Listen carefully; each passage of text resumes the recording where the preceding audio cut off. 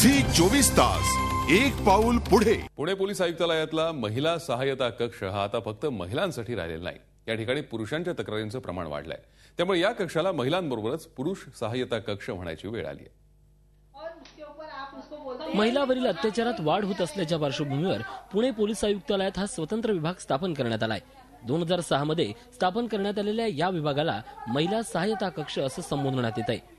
मात्र आता या कक्षाला केवळ महिला सहायता कक्ष म्हणायचं का हा प्रश्न उपस्थित झालाय, कारण या ठिकाणी तक्रार घेऊन येणाऱ्या पुरुषांची संख्याही तितकीच वाढली आहे। या वर्षात आलेल्या एकूण 1028 तक्रारींपैकी 218 तक्रारी या पुरुषांच्या आहेत।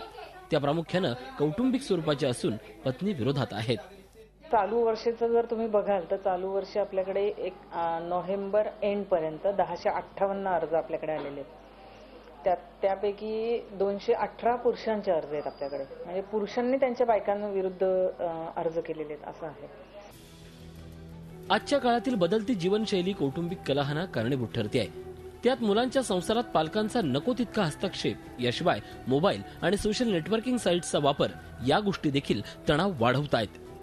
आई वडिलांना उगीच अनसिक्युअर्ड वाटत असतं की माझ्या मुलीला नीट सांभाळतायत का नाही, तिला नीट हे करतायत का नाही। आणि मोबाईलमुळे तर जग एवढं जवळ आलंय ना, मग सारखं जेवण झालं तरी फोन, घरात आलं की फोन माहेरच्यांना, या गोष्टीचा सासरकडच्यांना राग येतो की आमच्या घरातली प्रत्येक गोष्ट तू सारखी फोनवरती का बोलते किंवा सारखी तू घरच्यांना का सांगते। म्हणजे आई वडिलांचा इंटरफेरन्स खूप जास्त वाढलाय ह्या गोष्टींमध्ये। पती पत्नी वादामध्ये सुशिक्षित वर्गाचं प्रमाण अधिक आहे। त्यातही आर्थिक क्षेत्रात काम करणाऱ्यांची संख्या मोठी आहे। कुठलंही क्षेत्र असो, परस्परांना समजावून घेण्याची भावना पती पत्नींमध्ये असेल तर तक्रारीचं प्रमाण नक्कीच कमी होईल। झी 24 ताससाठी अरुण मेहत्रे, पुणे। झी 24 तास एक पाऊल पुढे।